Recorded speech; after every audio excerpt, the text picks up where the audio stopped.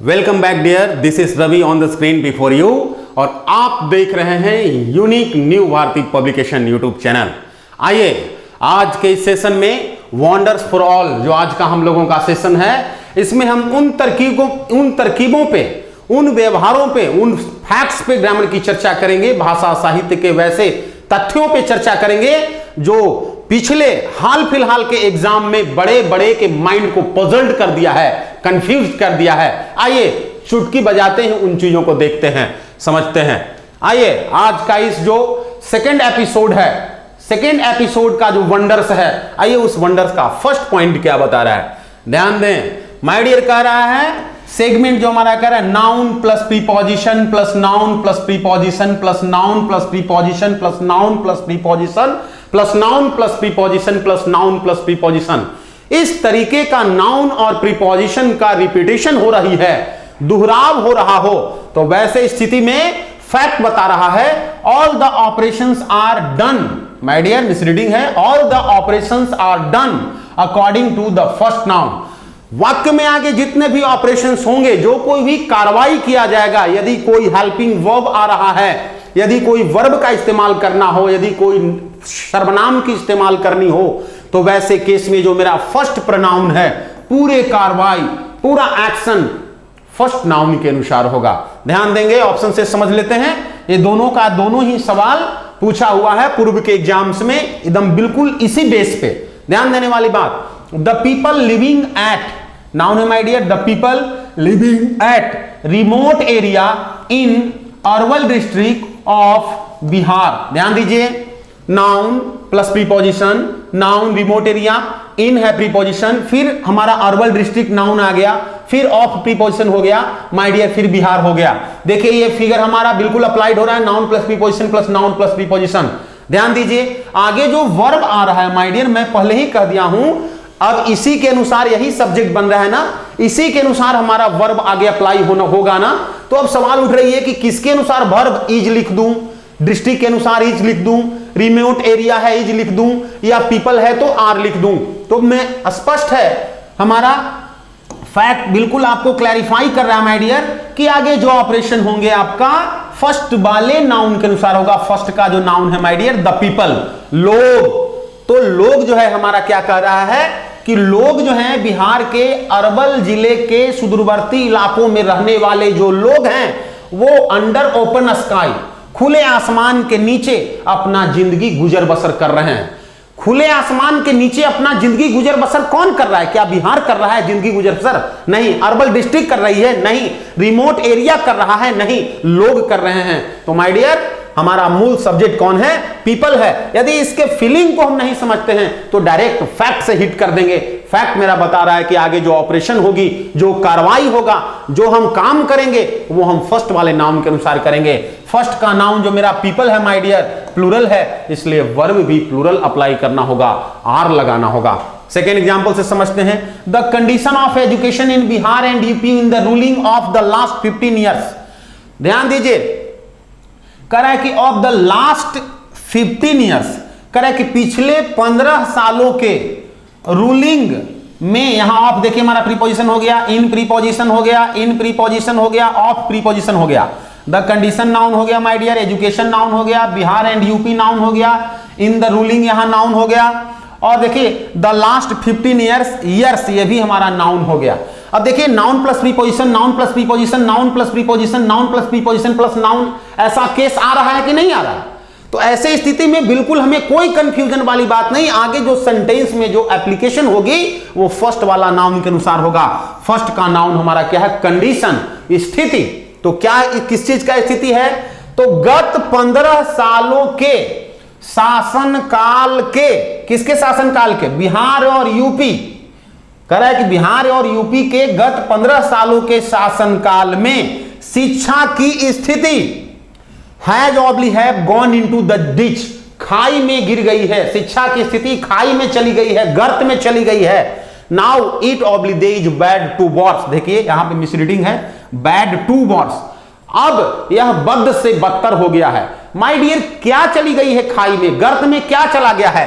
तो स्थिति पिछले जो हमारा 15 साल का है रूलिंग गर्त में नहीं गया है। नेता लोगों का तो एकदम बिल्कुल बल्ले बल्ले है, वाह वाह है, जय जय हो रहा है। हमारा स्थिति गर्त में कौन गया, नीचे कौन फ्लक्चुएट किया, तो हमारा कंडीशन किसकी, तो शिक्षा की। तो ध्यान देने वाली बात, हमारा द कंडीशन इस वाक्य का सब्जेक्ट है, तो सब्जेक्ट के लिए हम हमारा चूंकि सिंगुलर है इसलिए हैव नहीं हैज लगाना होगा। आगे कह रहा है यह बद से बदतर हो गया है। बद से बदतर कौन हो गया है, पिछले 15 साल का रूलिंग जो रूल किए लोग उनकी स्थिति बिल्कुल टनाटन है, कोई बद से बदतर नहीं। उनकी स्थिति, वो तो फिएट से चल रहे हैं, वो तो एक से एक गाड़ी है, उनकी तो एक से एक बंगला है, रूलिंग भी हो रही है। बिहार और यूपी नहीं, यहां शिक्षा की स्थिति खराब हो गई है, स्थिति खराब है। तो इसलिए माय डियर कंडीशन ही हमारा नाउन है, जिसके लिए यहां इस वाक्य में हमें सर्वनाम की आवश्यकता है। तो कंडीशन नाउन यदि हमारा सिंगुलर है तो प्रोनाउन भी सिंगुलर होगा। It is bad to worse लिखना होगा। तो अब ये फैक्ट आप लोगों को कोई भी कंफ्यूजन आने नहीं देगा। इस तरह का यदि किसी भी प्रकार का काम आता है, इस बेस पे लगभग हर एक एग्जाम में इस फैक्ट से सवाल पूछता है। ध्यान दीजिए, सेकंड पॉइंट क्या कह रहा है, आज के सेकंड एपिसोड जो हमारा वंडर्स फॉर ऑल का सेकंड एपिसोड है, इसका सेकंड पॉइंट कह रहा है प्रेजेंट डिनोटिंग हेल्पिंग वर्ब्स। मतलब वैसा हेल्पिंग वर्ब्स, पता है हमें हेल्पिंग वर्ब्स की संख्या 24 होती है, 24 हेल्पिंग वर्ब्स होते हैं। उसमें वैसे हेल्पिंग वर्ब्स जो प्रेजेंट को डिनोट करते हैं, जैसे इज, आर, एम, हैज और हैव। तो is, are, am, has, have ये क्या चीज को डिनोट करने वाला हेल्पिंग है, ये हमारा प्रेजेंट के टाइम को डिनोट करने वाले हेल्पिंग वर्ब हैं।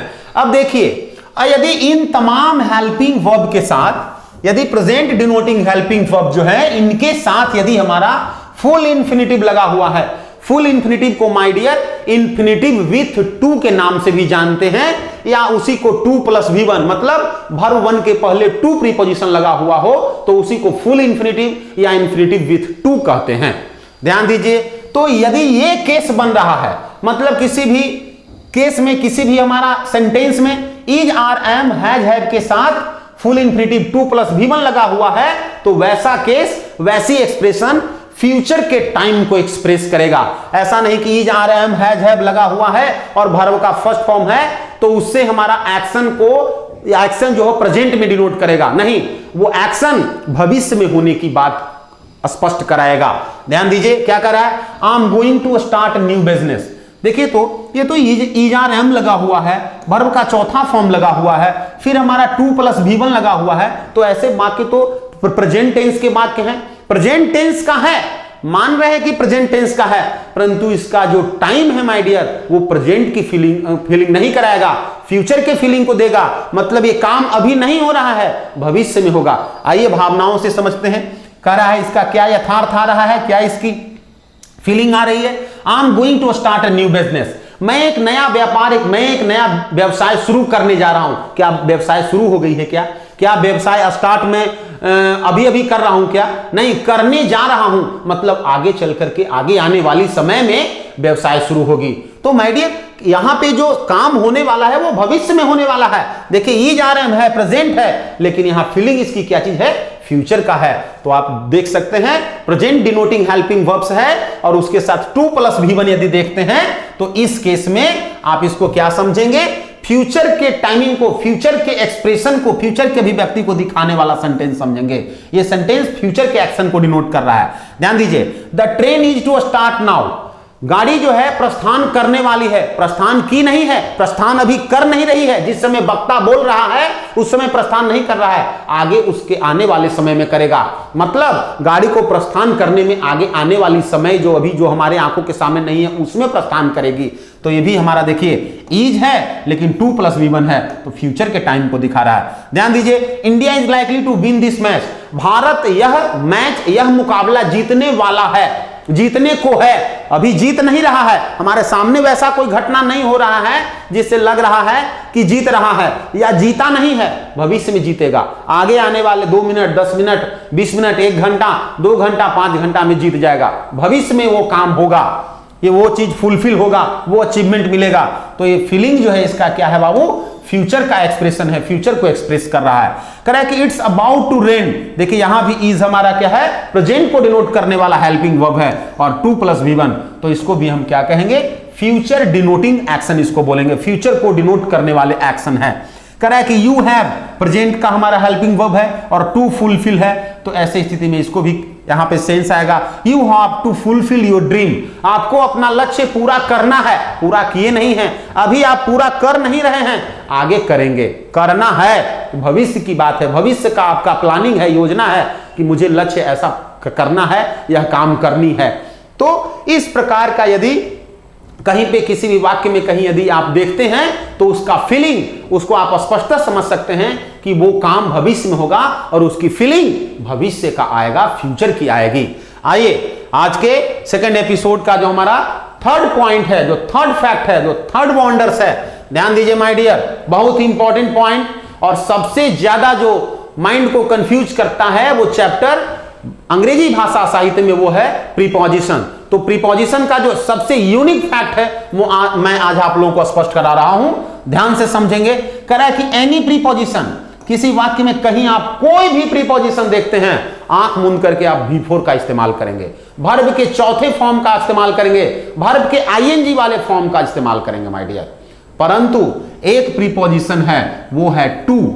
टू प्रीपोजिशन के बाद वर्ब का चौथा फॉर्म नहीं लगेगा, केवल और केवल वर्ब का प्रथम फॉर्म लगेगा, फर्स्ट फॉर्म लगेगा। परंतु अब इसमें भी माय डियर एक्सेप्शन है, ध्यान दीजिए। एक्सेप्शन पर एक्सेप्शन होता है, ऐसा नहीं है कि इसकी बहुत बड़ी श्रृंखला है, 2 4 5 पॉइंट्स है। उस केस में हमारा टू तो रहता है, लेकिन टू के बाद वर्ब का प्रथम फॉर्म नहीं लग करके वर्ब का चौथा फॉर्म अप्लाइड होता है। ध्यान दीजिएगा, यहां पे क्या है, लुक फॉरवर्ड टू, क्या हो किसी भी सेंटेंस में, look forward to, with a view to, habituated to, accustomed to, addicted to, या बी वर्ब्स के अंतर्गत कौन आता है, इज, आर, एम, वाज और वर, ये 5 वर्ब। तो इज, आर, एम, वाज, वर के साथ यदि यूज्ड टू लगा हुआ हो तो ये तमाम जो केस बना माय डियर, ऐसे केस में वर्ब के चौथे फॉर्म का इस्तेमाल होगा। इस बात का ख्याल रखेंगे, इससे बहुत ज्यादा इन तीनों ही फैक्ट से बहुत ज्यादा सवाल पूछा जाता है, जहां पे हम गौर नहीं कर पाते हैं, कंफ्यूज हो जाते हैं। ध्यान देंगे, he was used to consuming better, कह रहा है कि वह पान खाने का आदत था, उसका पान खाने का आदत था, वह पान खाते रहता था, वह पान खाया किया करता था। ध्यान दीजिए, he was my dear be verbs है ना, is, are, am, was, were के अंतर्गत ही है ना, उसके साथ यूज्ड टू जुटी हुई है ना, ये टू नहीं होगा, यूज्ड टू जुटी हुई है ना। अब उसके बाद जो वर्ब आ रहा है माय डियर वो हमारा क्या है, कंज्यूमिंग है, वर्ब का चौथा फॉर्म है, ये हमारा सही है। लेकिन यदि यही लिखा हुआ रहता he was used to consume betel, तो ये ऑप्शन हमारा क्या हो जाता, गलत हो जाता। टू तो है लेकिन टू के बाद वर्ब का प्रथम रूप नहीं, वर्ब के चौथा रूप लगेगा। कौन सा केस, ये एक्सेप्शन वाला केस में। ध्यान देंगे, I am addicted to chew oblique chewing gutkha. आइए आपको अब यहां पे प्रेफर करना है, यहां पे ऑप्शन मिल गया, मैं गुटखा खाने का आदी हूं, मैं गुटखा को च्यू करने का अभ्यस्त हूं। ध्यान दीजिए, यहां हमारा क्या है, बी वर्ब्स है, ई, आर, एम, वाज, वेयर के अंतर्गत वाले वर्ब्स हैं। एडिक्टेड टू जो एक्सेप्शनल वर्ड में है, अब बताइए क्या होगा, च्यू होगा कि च्यूइंग होगा, तो च्यूइंग होगा माय डियर। वर्ब के चौथे फॉर्म को यहां पे एप्लीकेट करेंगे, इंप्लीकेट करेंगे। आइए, Raju has come, Raju come here यहां आ गया है, Raju has come here, Raju यहां आया है, विथ अ व्यू टू के उद्देश्य से, किस चीज के उद्देश्य से, तो with a view to demand oblique demanding help. तो अब आप समझ रहे होंगे कि हमारा क्या लगा हुआ है, विथ अ व्यू टू लगा हुआ है। अब विथ अ व्यू टू के बाद टू तो है, डिमांड नहीं होगा, डिमांडिंग होगा। आइए कुछ और एग्जांपल कर लेते हैं। कह रहा है कि now I am going to delivering oblique deliver speech, अब मैं स्पीच देने जा रहा हूं, अब मैं स्पीच डिलीवर करने जा रहा हूं, भाषण देने जा रहा हूं। ध्यान दीजिए माय डियर, क्या लगा हुआ है, गोइंग टू, टू लगा हुआ है। अब टू के बाद V4 या V1, तो जनरली टू के बाद वर्ब का प्रथम फॉर्म होता है। कुछ केस है जहां पे वर्ब का चौथा फॉर्म लगता है। क्या उन केसों में से यहां कोई केस है क्या, जो मैं पिछला केस देखा, क्या look forward to with a view to, क्या ये कोई एक्सेप्शनल वाला केस वहां बन रहा है? तो देखिए वहां पे गोइंग टू है, एक्सेप्शनल कोई केस नहीं है, वो हमारा जनरल मैटर है। तो जनरल कंटेंट्स में टू के बाद क्या लगेगा? तो V1 लगेगा। डिलीवरिंग नहीं, डिलीवर स्पीच बोलना होगा माय डियर। आगे देखते हैं, he wants to guides us, वह हम लोगों को गाइड करना चाहता है। तो देखिए यहां तो बिल्कुल हमारा सेंटेंस सही है, बिल्कुल सेंटेंस सही दिख रहा है, टू के बाद वर्ब लगा हुआ है, परंतु गलत है, यहां भी एरर्स है माय डियर। एरर्स क्या है? ध्यान यदि नहीं गया हो तो आप ध्यान दीजिए, यदि ध्यान वहां पे आपका अट्रैक्शन गई है, आप वहां पे अट्रैक्टेड हैं, सेंट्रलाइज हैं, तो अच्छी बात है माय डियर। टू लगा हुआ है, टू के बाद हमें वर्ब वन चाहिए, लेकिन लिखा क्या हुआ है? वर्ब के 5वें फॉर्म लगे हुए हैं। गाइड्स नहीं लिखना होगा, यही एरर्स है। इसी तरह का मिसिंग परीक्षाओं में दी जाती है। गाइड्स के स्थान पे माय डियर गाइड लिखना होगा, GUIDE मींस बोलना होगा, लिखना होगा। He wants to guides us नहीं, he wants to guide us बताना होगा। मतलब एरर कहां है? ये एस नहीं होगा, he wants to guide us बताना होगा। नेक्स्ट देखिए, you have to won the match, आपको मैच जीतना है। ध्यान दीजिए माय डियर, हमारा टू है, अब टू के बाद क्या होना चाहिए? वर्ब का प्रथम फॉर्म होना चाहिए। क्या वॉन वर्ब का फर्स्ट फॉर्म है क्या? नहीं है, गलत है, वॉन नहीं होगा। क्या लिखना होगा? विन लिखना होगा माय डियर। ध्यान देखते हैं, I am fond of playing oblique play cricket, मैं क्रिकेट खेलने का शौकीन हूं। ध्यान दीजिए हमारा प्रीपोजिशन क्या है? ऑफ है, तो ऑफ प्रीपोजिशन में तो कोई लोचा ही नहीं है, मैं पहले ही कह दिया हूं, any preposition before form of the verb. तो आइए, ऑफ है तो क्या लगेगा? प्लेइंग क्रिकेट, नहीं कि I am fond of played cricket, I am fond of play cricket, I am fond of pledge cricket, ऐसा कुछ नहीं होगा। I am fond of playing cricket बोलना लिखना होगा। On reach oblique reaching home, घर पहुंचकर शी विल फोन मी, वह मुझे फोन करेगी, वह मुझे इन्फॉर्म करेगी, वह मुझे बताएगी। माय डियर, हमारा जो क्लाउड शुरू हो रहा है ऑन प्रीपोजिशन से शुरू हो रहा है। आपको पता है किसी भी प्रीपोजिशन के बाद यदि कोई वर्ब फॉलो कर रहा है तो वर्ब का चौथा फॉर्म होगा, रिच नहीं रीचिंग होगा। यह सवाल पूछा हुआ है, इस तरह का सवाल जो है एग्जाम्स में पूछा हुआ है SSC में। आगे देखिए, kindly inform me by knock oblique knocking the door, कह रहा है कि कृपया कर मुझे डोर को नॉक करके, डोर को दरवाजा को खटखटा करके मुझे इन्फॉर्म करना। मतलब आप दरवाजा खटखटाओगे तो हमें सूचना आपकी मिल जाएगी, मैं आपके रहस्य को, आपकी सेक्रेसी को, आपके मिस्ट्री को, हम दोनों के बीच में जो कमिटमेंट है मैं उसे समझ जाऊंगा। ध्यान दीजिए, काइंडली इन्फॉर्म मी, अब देखिए यहां प्रीपोजिशन हमारा बाई है, बाई के बाद वर्ब फॉलो कर रहा है माय डियर, नॉक नहीं नॉकिंग द डोर होगा। ध्यान दीजिए, आई रिसीव्ड ऑल इंफॉर्मेशन, मुझे तमाम सूचनाएं प्राप्त हो गई by visiting oblique visited the spot, spot को विजिट करके। जब मैं घटना स्थल का दौरा किया तो घटना स्थल का दौरा करके मैं तमाम सूचनाओं को हासिल किया, प्राप्त किया, जानकारी प्राप्त किया, हमें मिली वो तमाम सूचनाएं। तो माय डियर देखिए, बाई यहां प्रीपोजिशन है, बाई प्रीपोजिशन के बाद विजिटेड नहीं विजिटिंग होगा। तो फैक्ट से स्पष्ट है। एक बार फिर फैक्ट को देखते हैं, फैक्ट क्या कर रहा है? किसी भी प्रीपोजिशन के बाद वर्ब के चौथे फॉर्म का इस्तेमाल करेंगे, इस बात को याद रखेंगे। टू प्रीपोजिशन के बाद वर्ब का प्रथम फॉर्म का इस्तेमाल होगा, लेकिन कुछ एक्सेप्शन है।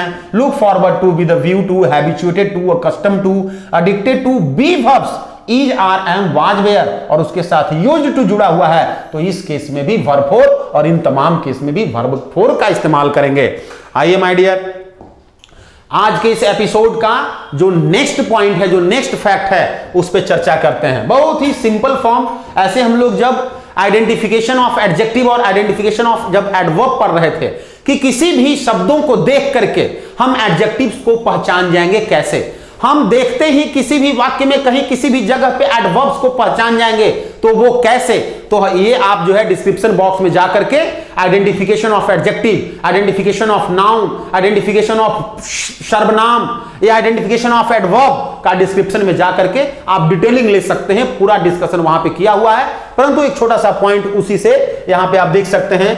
माय डियर, नाउन के साथ यदि किसी नाउन के साथ ly जुड़ा हुआ है, यदि नाउन के साथ ly जुड़ा हुआ है तो वो नाउन एडजेक्टिव का फीलिंग देगा, एडजेक्टिव का एक्टिविटी करेगा, एडजेक्टिव के रूप में यूज होगा, उसकी इंप्लीकेशन होगी। और यदि किसी एडजेक्टिव के साथ ly जुड़ी हुई है तो वो एडवर्ब का सेंस देगा, एडवर्ब का एक्टिविटी करेगा, एडवर्ब के जैसा उसको हम इंप्लीकेट करेंगे। आइए एग्जांपल से समझते हैं। मैन हमारा नाउन है, मैन में एलवाई जोड़ दिए तो मैनली बन गया। लव हमारा नाउन है, लव में एलवाई जोड़ दिए लवली। होम में एलवाई जोड़ दिए होमली। गॉड से गॉडली बन गया, वुमन से वुमनली, फ्रेंड से फ्रेंडली, और हमारा फादर से फादरली। इस तरह से और भी बहुत सारा नाउन आप सर्च कर सकते हैं, आपको मिलेगा। और जब उसमें आप एल वाई जोड़ देंगे माय डियर, तो वो हमारा नाम, जैसे वीक है, WEE के वीक, ध्यान दीजिए, WEE के वीक, वीक मीन्स सप्ताह हमारा नाउन है। अब इसमें आप जोड़ देंगे एल वाई तो क्या बन जाएगा, वीकली। हमारा क्या हो जाएगा माय डियर, वीकली। तो वीकली का मतलब हो गया साप्ताहिक, ये हमारा एडजेक्टिव बन गया। इसी तरह से ईयर से ईयरली, मंथ से मंथली आप बना सकते हैं। इस तरह का आप वर्ड बना सकते हैं। इस तरह का वर्ड आप देखते हैं तो उसको एडजेक्टिव हम पहचान जाएंगे। यदि एडजेक्टिव में एलवाई जुड़ा हुआ है, जैसे वाइज, वाइज मीन्स बुद्धिमान, ये किसी व्यक्ति या वस्तु की विशेषता है, उसमें एलवाई जुड़ा हुआ है तो वाइजली, बुद्धिमानी पूर्वक, ये हमारा एडवर्ब बन गया। हाई, हाई मीन्स ऊंचा, ये हमारा फिजिकल पोजीशन दिखा रहा है, अब उसमें एलवाई जुड़ गया तो हाईली, एडवर्ब बन गया। Soft, softly, slow, slowly, attractive, attractively, polite, politely. इस तरह से बहुत सारा आप सेंटेंस में जो वर्ड्स का इस्तेमाल करते हैं तो उसको पहचान सकते हैं कि हमारा एडवर्ब है कि एडजेक्टिव है। आइए एग्जांपल से थोड़ा समझ लेते हैं। Correct, she was riding the car slow ऑब्ली slowly, वह कार को बहुत तेजी से चला रहा था, धीरे धीरे चला रहा था, वह गाड़ी धीरे धीरे चला रहा था। तो माय डियर वो क्या कर रहा था, चला रहा था। कैसे चला रहा था, चलाने की विशेषता है, चलाना, राइड करना हमारा क्या है माय डियर, तो वर्ब है। और वर्ब को क्वालिफाई करने के लिए, वर्ब की विशेषता बताने के लिए हमें क्या चाहिए, एडवर्ब चाहिए। तो बताइए यहां एडवर्ब कौन है, स्लो या स्लोली? स्लो माय डियर हमारा एडजेक्टिव है। स्लो एडजेक्टिव में जब एल वाई जोड़ देंगे तो स्लोली हमारा एडवर्ब है। यहां पे ऑप्शन हमारा स्लोली सही होगा। ध्यान देखेंगे, मैक्सिमम कोचिंग्स, ज्यादातर कोचिंग स्टार्टेड, शुरू कर दिया है, वीकली क्लासेस। वीकली क्लासेस का मतलब क्या होता है, साप्ताहिक कक्षा शुरू की है।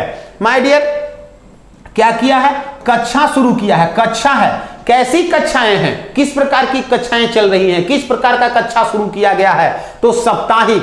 तो कक्षा, क्लासेस जो है माय डियर हमारा क्या है, नाउन है। और एक नाउन का विशेषता बताने के लिए हमें क्या चाहिए, एडजेक्टिव चाहिए। तो देखिए वीक हमारा क्या है, वीक, वीक हमारा क्या है माय डियर, हमारा नाउन है सप्ताह, और उसमें एल वाई जोड़ करके इसको एडजेक्टिव बन गया है, बना दिया गया है वीकली क्लासेस। तो ये हमारा ऑप्शन सही है, वीक क्लासेस नहीं होगा, वीकली क्लासेस होगा।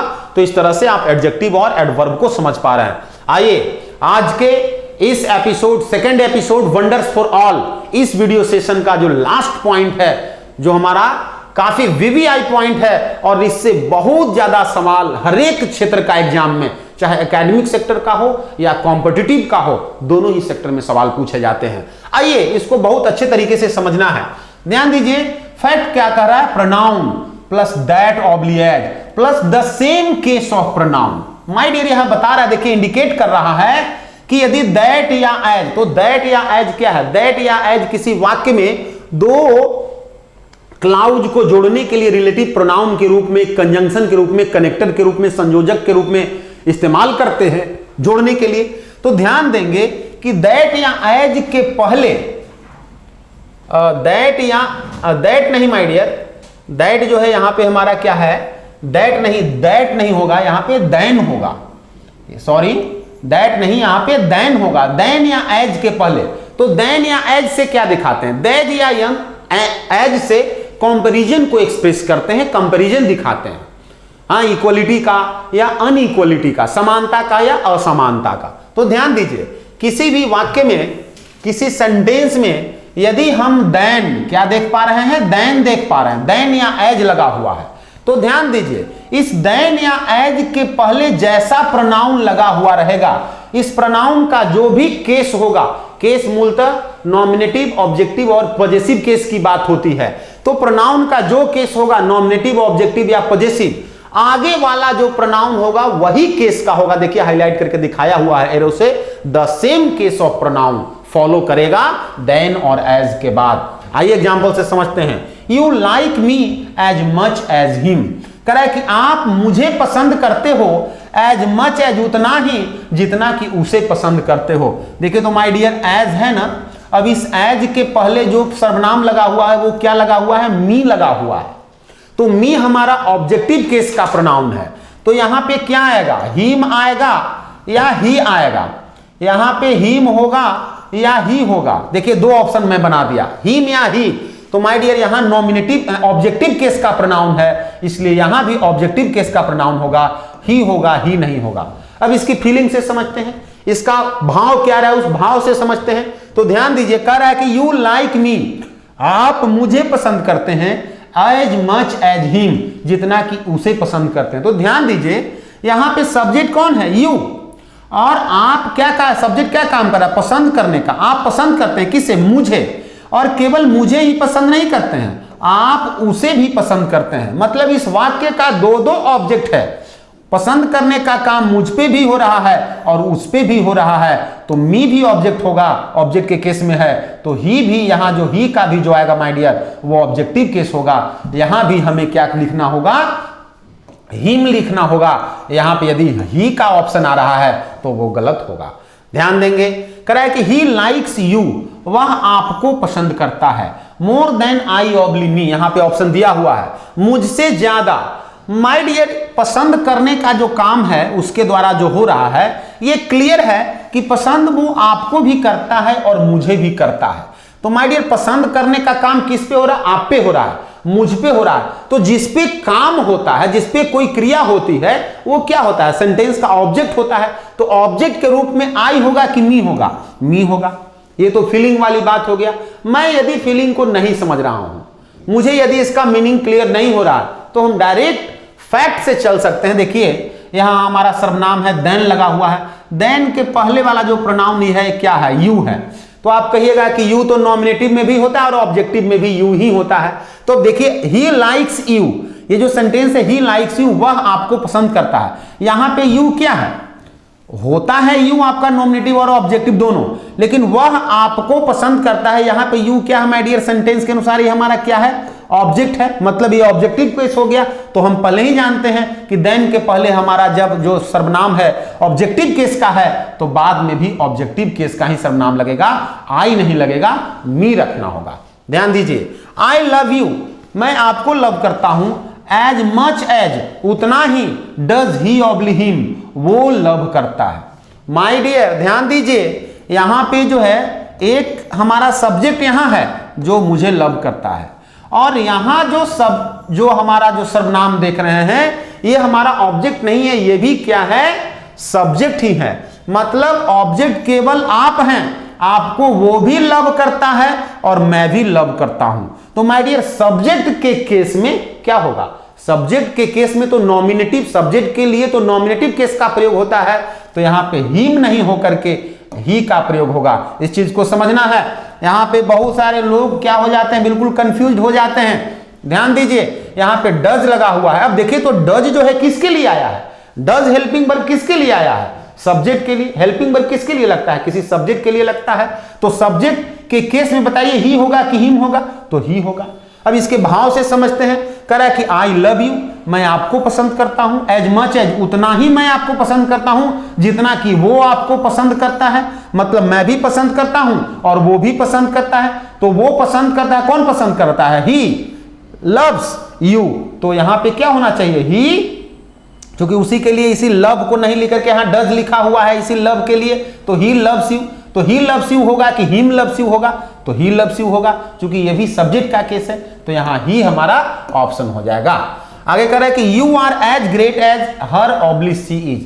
कह रहा है कि आप उतना ही महान हो जितना कि वो महान है। इसकी फीलिंग से समझते हैं, इसका अर्थ से समझते हैं। कह रहा है कि आप भी महान हैं और वो भी महान है। तो आप महान है तो यू आर ग्रेट हो गया, और वो महान है तो वो महान है, तो हर इज ग्रेट होगा कि सी इज ग्रेट होगा, तो सी इज ग्रेट होगा। चूंकि तुलना, अब देखिए फैक्ट से समझते हैं। तो एज है, एज है। अब एज के पहले जो हमारा नाम जो सर्वनाम है ये क्या है, यू है।